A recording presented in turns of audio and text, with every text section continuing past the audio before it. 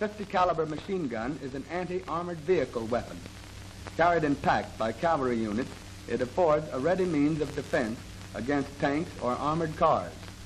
It is a weapon of great power. Using armor-piercing ammunition, its projectiles will penetrate the heaviest armor of such armored vehicles as are likely to be encountered by cavalry.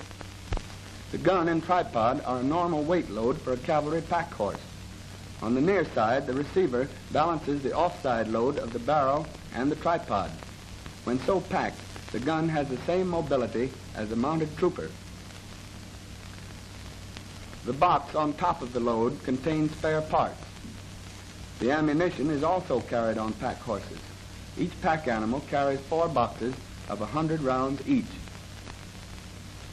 The basic organization for the employment of the .50 caliber machine gun is a squad. A squad consists of a corporal and 6 privates, all mounted. It has 1 gun horse and 2 ammunition horses. The gun squad has great maneuver ability. It marches as fast and as far as other cavalry units. It is not stopped by obstacles such as accidents of the ground, mud, or poor roads. Its ability to move over ground that is impracticable for mechanized units gives it a great tactical advantage in combat with armored cars or tanks. From its position on the pack horse, the gun can be unpacked and put into action in 20 seconds. After screwing the barrel onto the receiver, the gun is ready for loading and firing. The gun is light enough to permit rapid displacement for short distances dismounted without disassembling. It will be noted that when the gun is ready for action, it presents a relatively small and obscure target. The armor-piercing projectile penetrates armor of 1/2 inch thickness at 1,000 yards. The heaviest armor now used on vehicles with which cavalry is apt to be engaged is 5/8 of an inch thick. This old tank with 5/8 inch armor was penetrated at 600 yards. Marching cavalry habitually uses roads and may therefore be attacked by hostile armored cars or combat cars. The anti-tank guns must be prepared for such encounters. A blue cavalry regiment is marching north into Red territory on an offensive mission. The Reds are known to have mechanized cavalry in the vicinity of Milford, 12 miles north of Lamont, though no Reds have yet been encountered. A troop is detailed as advance guard of the regiment. The troop has attached to it 1 section of 2 .50 caliber machine guns. 1 gun squad is placed at the tail of the advance party and 1 near the head of the support. Such an arrangement gives desirable echelon in depth.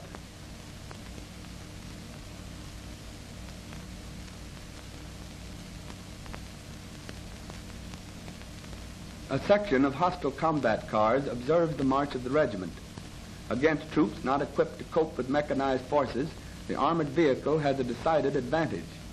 But against trained troops equipped with anti-tank weapons, it is a different story. The Red cars decide to make a surprise attack on the Blue advance guard, thus delaying the main body. The point of the Blue advance guard is marching along a road through open country. Over a distant ridge, the approaching cars appear. The leading troopers, upon sighting them, give the signal, "Armored cars ahead," and quickly leave the road to dismount under cover. The signal is relayed to the rear by connecting files, while the point deploys to use its rifles against the oncoming cars. If time does not permit the point to fire as the cars go by, it may lay in wait for them in case they come back. The advanced party is following the point at about 500 yards. The signal from the point is seen and relayed to the support.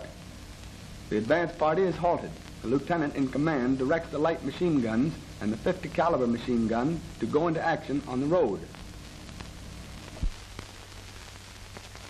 The remainder of the platoon clears the road and takes cover.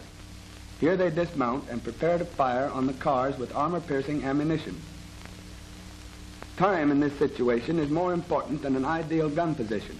Against hostile cars which are limited to roads, almost any position on the roadside is satisfactory.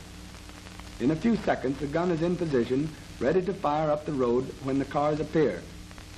The gun is a relatively small, obscure target. It is sighted on the point at which the cars must come into view. The cars will present a larger target at close range. The element of surprise is now with the 50 caliber gun, for it knows where the cars must appear, but the cars do not know where they are to meet resistance. Having broken through the point's defense, the cars soon appear around a bend in the road, in range of the 50 caliber gun. The gun opens fire on the leading car, using 1 round of tracer to each 3 or 4 rounds of armor-piercing ammunition. Thus the gun is easily kept on the target. In the meantime, the support, following some 600 or 700 yards behind the advance party, receives the relayed signal. The support commander directs the 50 caliber machine gun to go into action on the side of the road. The remainder of the support quickly clears the road and prepares to support the anti-tank gun by rifle and light machine gun fire, while the 50 caliber gun crew place their weapon to command the road to the front, ready to engage the hostile cars in case they break through the fire of the advance party gun.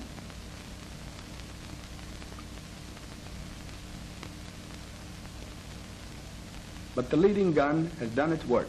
The cars have been put out of action by the combined fires of the advance party and its 50 caliber machine gun.